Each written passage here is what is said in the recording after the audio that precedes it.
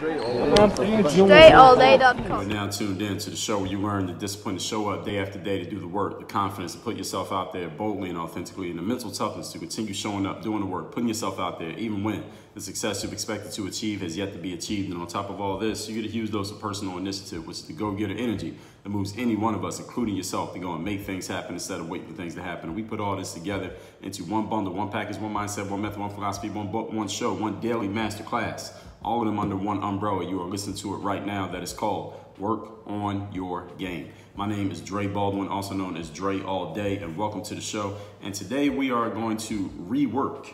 We're going to rejigger the 6 basic human fears as laid out by Napoleon Hill back in the day in his seminal, famous, as some people have said, this is the most sold business book of all time. I don't know, because it's out of copyright protection. So anybody could pretty much republish the book now. So I guess if we're counting that, then yeah, it actually is probably the highest selling business book of all time. And outside of the Bible, it might be the highest selling book, period. But the book is called Think and Grow Rich. If you are not familiar with Think and Grow Rich, then I would suggest that you go get that book and read it 2 times ASAP. Now, what we're going to do is take these 6 basic human fears and we're going to put them in a new order, because the reason why we're putting them in a new order, as I told you a couple days ago, that things have changed over the last damn near 100 years since Napoleon Hill wrote this book. And before we even get into that, let me give you a couple things I want to tell you about not only with Napoleon Hill, but also about this show right here. First of all, I want you to text me and send me a text message. Tell me the most valuable insight that you get from today's masterclass, and with any masterclass that goes on here. Text me, tell me what it is. And yes, that is me. You'll be texting, and yes, I will hit you back. My number is 305-384-6894. Again, 305-384-6894. Another thing is, I've talked about some of Napoleon Hill's principles on this show before. Back in episodes 183 and 184, we went over Napoleon Hill's 17 principles of personal achievement. So we did that in parts 1 and 2. And again, that's episodes 183, 184. And then in episodes 147, 148, and 149, we did a 3-part series where we went over Napoleon Hill's listing the 31 major causes of failure in life. So causes of achievement is 183, 184, and the causes of failure is 147, 148, and 149. So if you have not listened to those master classes, you can go check those now. They are all linked down below in the show notes of this episode. So wherever you happen to be listening, just scroll down in the notes for this episode, the details of this episode, and you will see all that information. So first of all here, as we get into our points here, I'm going to, first of all, before we get into our points, I'm going to lay out the 6 basic human fears as Napoleon Hill had them listed. And I want to give maybe a brief description of each one. Then I want to talk about what they are today, changing the order of them, and why I believe they are at the level that they are now, based on what we now know, or based on the life that we all now live. So first of all, the 6 basic human fears in order of importance, I guess, for lack of a better term, as Napoleon laid out. Number 1, the fear of poverty. Now this made sense because this was written at the height of the Great Depression. Number 2, the fear of criticism. Number 3, the fear of ill health. Number 4, the fear of a loss of love. Number 5, the fear of old age. And number 6, the fear of death. So this was the order: poverty, criticism, ill health, loss of love, old age, and death. The 6 basic human fears that Napoleon Hill laid out back at the height of the Great Depression. Nowadays, things have changed, and through our 6 steps today, 6 points today, I'm going to lay out the new order of the fears that human beings have nowadays. Now, the reason why I'm laying this out and how you're going to use this is, number 1, first of all, I'm laying it out because things have changed. We got to update the system when things change. That's why I'm talking about this. Number 2, I want you to check yourself and see how much are these fears slowing you down and stopping you from doing what you want to do, or are they causing you to stay in a box in which you don't really want to be, but fear is keeping you in that box. You come up with a logical justification for this emotional decision.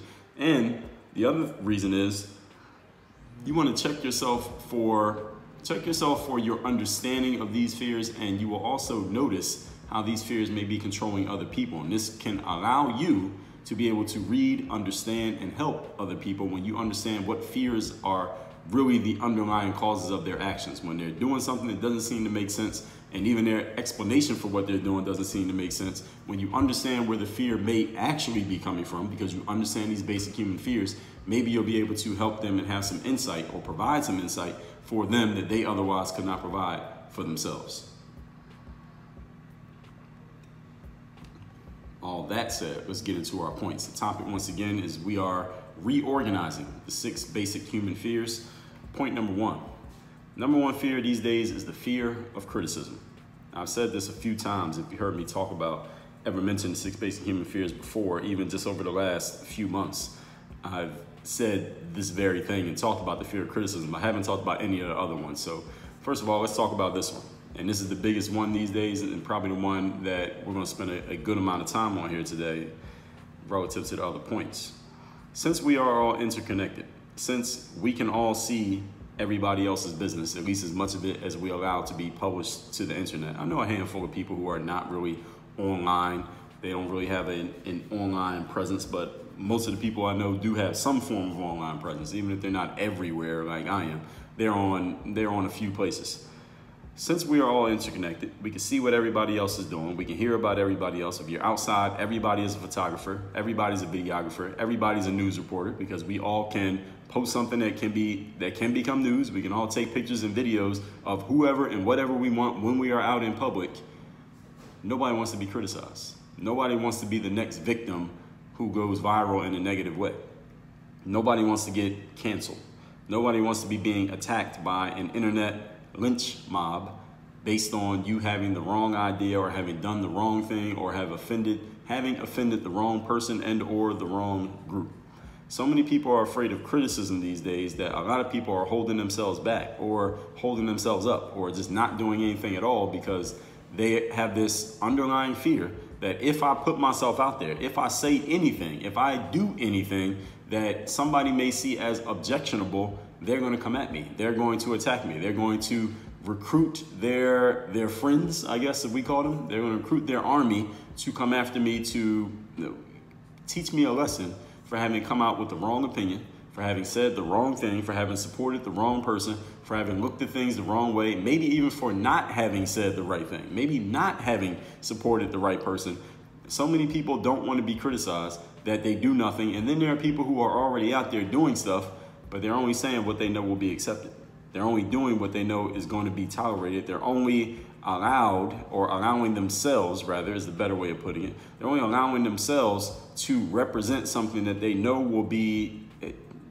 won't draw too much attention from the potential lynch mob, because the lynch mob is not running around all day lynch mobbing people. They just they have the potential to be a lynch mob if they get offended by the wrong person in the wrong way on the wrong subject. So there are so many people who are afraid of that lynch mob and afraid of being the victim of it. Maybe they're even part of a lynch mob, and now they see the power of the lynch mob, so they don't want to be the victim of it. They don't want that mob to turn on them. So they do exactly what the mob is allowing, or what the mob is okay with, or what the mob will agree with, so that they don't become the victim of that same monster that they are themselves feeding. This is what the fear of criticism looks like. Now, I want you to think about, how much are you afraid of criticism? How much are you slowing yourself down, holding yourself back, not saying what you really want to say, filtering yourself, your work, your efforts, your thoughts based on your fear of criticism? While you think about it, let me refer you to a few episodes where I've talked about criticism. Back at the very beginning of the show, episode number 18, I told you dealing with criticism. Episode number 720, how to handle criticism. Episode number 957, how to earn your right to criticize. Episode 1240, stop trying to avoid criticism. Episode 1316, correction is not criticism. Episode number 1785, why you do not need to be your own worst critic, as some people like to say. Now, how do you deal with this fear of criticism? Because we're not even going to talk about the fears, but we're going to talk about how to deal with them, because there's no point just pointing it out. We can't do anything about it. How can you deal with this fear of criticism? Well, the first thing you can do is listen to these episodes that I just gave you. Specifically, Correction is not criticism. So if someone's offering you some type of feedback, don't take it as they're criticizing you as a person. They're just trying to help you get better if it's the right type of person. And episode 1240, that's probably of all the ones that I said, the most specific one to help you fix any issues that you may have, or help, even if we're not trying to fix it, but maybe try to alleviate a little bit of that fear around criticism. Stop trying to avoid it. When you're trying to avoid criticism, what you end up doing is filtering yourself down and muting yourself down so much that there's almost nothing left of you, trying to avoid the criticism. Sometimes the criticism is a good thing, because once you get it, you realize, okay, that's it. That's all I'm going to get. All right, I can deal with that. And you're willing to deal with it because you know you're willing to stand on whatever it is you did or said that caused people to criticize you, or didn't do or didn't say that caused people to criticize you. So trying to avoid criticism only pulls you deeper into the abyss. Don't try to avoid it. Let's move on to point number 2. Today's topic, once again, is we are reorganizing the 6 basic human fears. Number 2, human fear these days. Today, as I'm recording this, is the fear of ill health.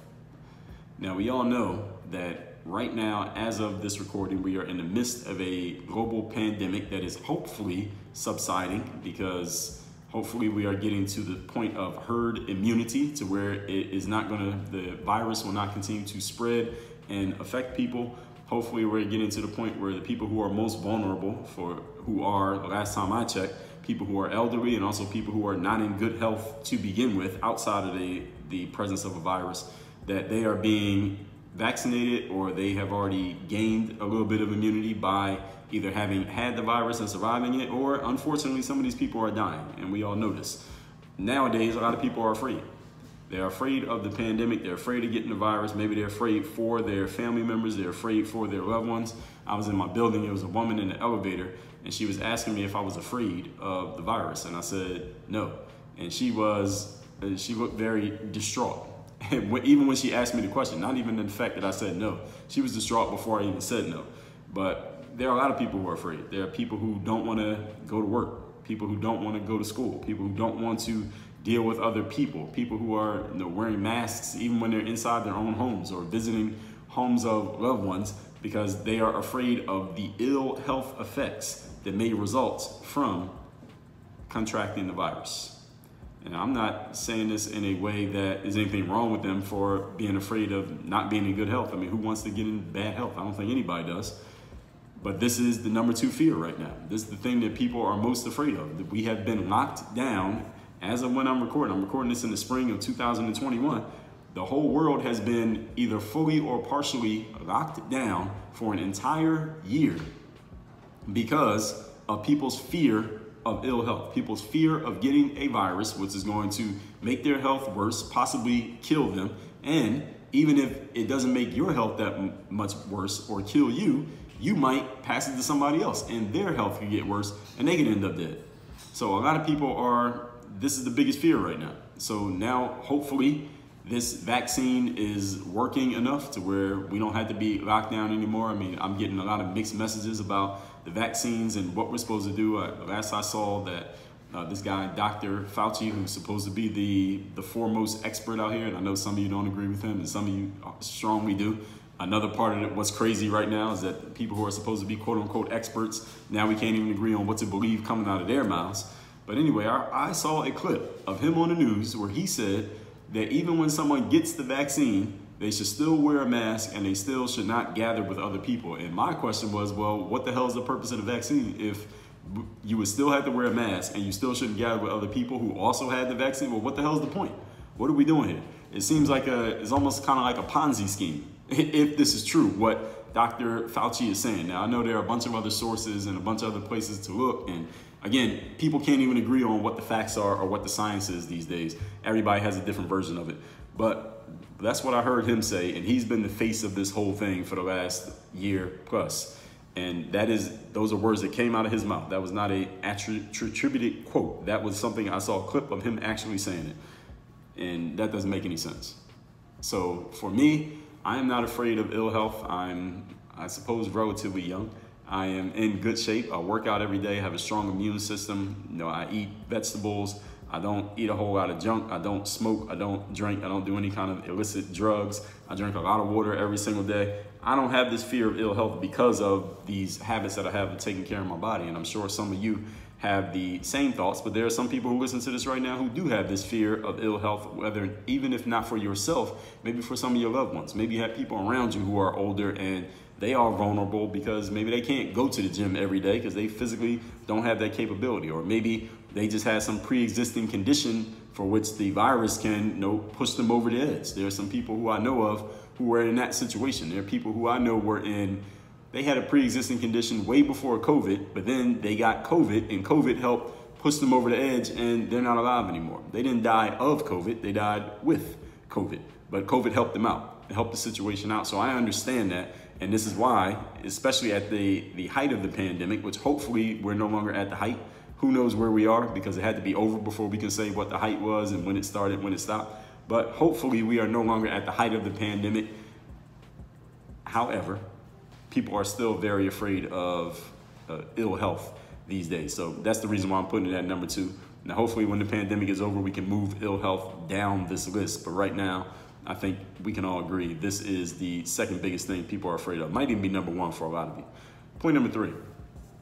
Today we are reorganizing the 6 basic human fears. The third basic human fear is pretty much connected to the one that I just gave you. This is the fear of death.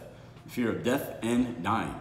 Now, people get into, Napoleon Hill talked about this fear of death and dying in his book, Think and Grow Rich, and just talked about around when people get to older age, or even when they're not even at older age. They might be at middle age, or they may be even a younger person. They could be in their 20s or their 30s, and they're afraid of dying because they're just asking themselves, well, listen, what's the point of all this? What's the point of me doing all this hard work and building a family and putting all this time, effort, attention, and focus into doing things and building things and making things and achieving things in life if one day it'll all be over anyway, and 200 years from now, nobody's even gonna remember that I was here? Robert Greene talks about this as well if you want a more contemporary conversation on the subject. He talks about it in the 50th Law. And that book is written with 50 Cent, who's a guy who actually faced death when he got shot 9 times before he started his rap career. So that's a more modern version if you want to read someone talking about it in that way. This fear of death is in one way looked at in that existential thing. Like, all right, why do all this hard work if one day I'm going to be dead and it's all over and doesn't mean anything? And Robert Greene's argument, and again, read the book, he'll tell you more about it. Again, that's the 50th Law. His argument is, well, listen, since you know that your time's going to end one day, you're already here, make sure you develop a sense of urgency about what you're going to do with your life, and make sure you have something you want to accomplish, something that you're serious about doing and accomplishing in life because your time is short. Since your time is short, don't use it as an excuse to do nothing. Use it as a reason to do something. And the reason that I said this third fear, and the reason why I put it number 3 on the list, is because of the second fear, the fear of ill health. A lot of people are using whatever their arguments are for lockdowns or for mask wearing or for vaccinations, or I guess those 3 things: lockdowns, mask wearing, vaccinations, around the concept of, well, look, people are dying. Somebody in my family died from COVID, so that means you need to wear a mask. People who I know of are dying. This number of people have died. That means everybody needs to get a vaccine, or we need to keep things locked down because for the greater good, because a bunch of people are dying. A bunch of people have made these arguments. Some of you who are listening to this right now will make this very argument around the concept of people dying. So I think that is a strong enough reason for this to be the number 3 fear right now. And actually, for some of you, might even be number 1. The fear of death is the main reason why all of this stuff we've been doing for the last year has been going on. And I can't argue with you, but the order that I put is the order I put. It's my show. Number 4. Today's topic, once again, is 6 basic fears. Reorganize. Number 4 fear is the loss of love. Now, the loss of love, depending on the way that you want to look at it, you can approach this from a couple different angles. One of them is the loss of love could be directly related to the first fear, which is the fear of criticism. Because when people start criticizing you and attacking you, you are like, damn, people are really against me. People are not supporting me. People are not feeling me right now. People don't like the things coming out of my mouth right now. That is directly related to a loss of love. And it doesn't necessarily mean that those people loved you before, because any of you who's ever been the target of a internet lynch mob or a media attack, you could be being attacked by people who never heard of you 48 hours ago, but they're attacking you because you said or did or represent something that they are vehemently against, and or they want to recruit a bunch of people who are vehemently against it. And it touches the same parts in you as actually losing love. So you're being criticized, but it's touching the parts in you that are similar to, let's say you were in a long-term relationship with somebody and they decided to break up with you, or they don't want to be with you anymore, or your family deserted you.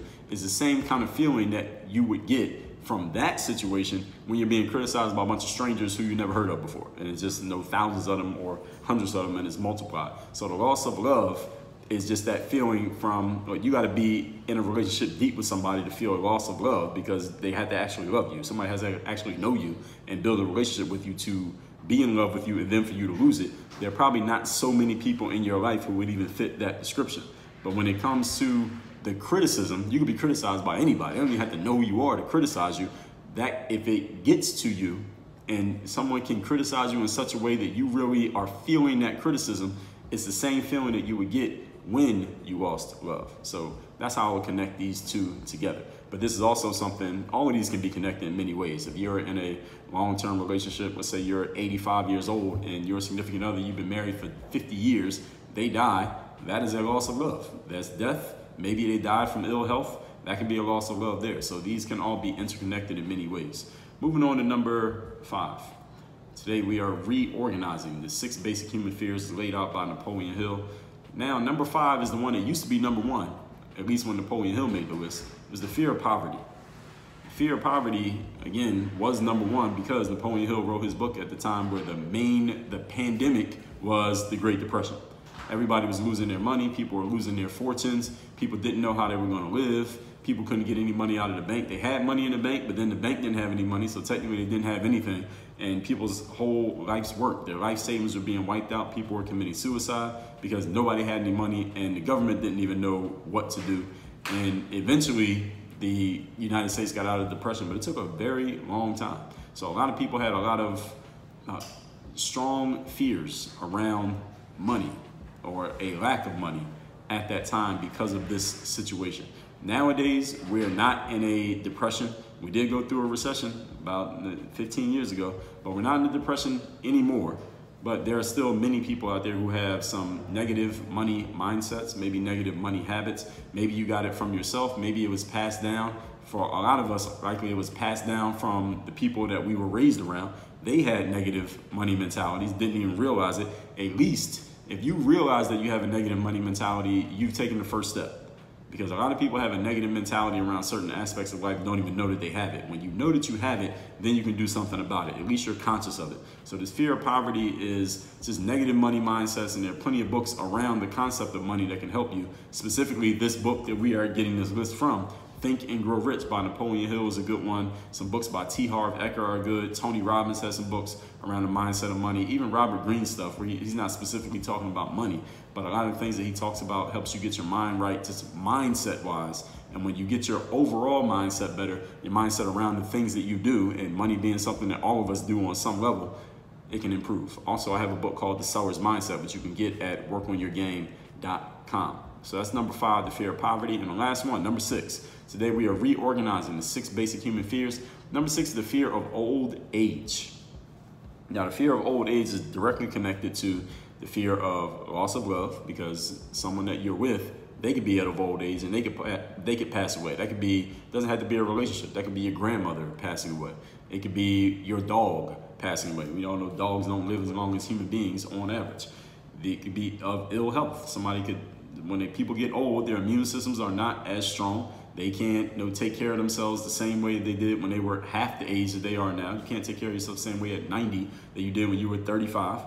And that ill health can get you much more easily when you're at that age, because you're much more vulnerable. So the old age and the ill health can go together, along with, of course, death, and along with, of course, loss of love. You're alive that long, you probably got a bunch of people who love you. And hopefully you're still in touch with them, so that old age can be connected to all of these different fears at the same time.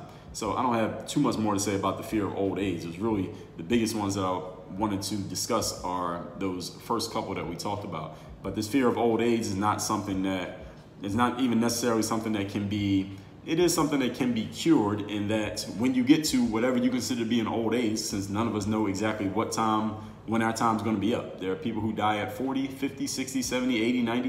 There are people who live to 100 years old. None of us know how old age is, but the thing we can do, as I told you Robert Greene talks about in the 50th Law, is making the most of the time that we do have, making the most of the opportunity that we do have called life, and being urgent about it, knowing that we don't have forever, that every one of us at some point is going to be over. I talked about urgency in episode 1172, that your lack of urgency is your biggest problem. And episode 408, how a sense of urgency, how to develop this key success tool, since all of us at one point is going to turn to dust. And all of us at some point in the future of the world is going to be completely forgotten. Instead of looking at that as some emptiness and saying, well, there's no point in doing any of this anyway, how about you look at it the other way and say, let me make the most of this small opportunity that I have? Because in the grand scheme of all of humanity, every one of us is just a tiny grain of sand. Every single one of us, no matter how popular, how famous, how known, how rich, how poor, all of us is just a tiny grain of sand. One day you're going to be old relative to how long you live. If you die at 25, 24 is old. So make the most of the time that you have here and do what you can do with the opportunity on your hands called life. Let's recap. Today we are reorganizing the 6 basic fears laid out by Napoleon Hill in Think and Grow Rich. He had it listed: poverty, criticism, ill health, loss of wealth, old age, and death. The new order is as follows. Number 1, fear today is the fear of criticism. Number 2 is the fear of ill health. Number 3, the fear of death. Number 4, fear of loss of wealth. Number 5, the fear of poverty. And number 6, the fear of old age. If you have not read Think and Grow Rich by Napoleon Hill, I don't know what you're doing. Go to Amazon, get yourself a copy of the book. Actually, you go on Google and download a copy of the book. It's not in copyright anymore. You can download it for free. Just make sure you read the book. The audios are also on like Spotify, Apple Music, SoundCloud. You can find YouTube. They're all over the place, all over the internet. So if you have not read that book, make sure you go read it and read it more than once. And then send me a text. Tell me the most valuable insight that you got from today's masterclass. My number 305-384-6894. Once again, 305-384-6894. Work on your game. Dre all day.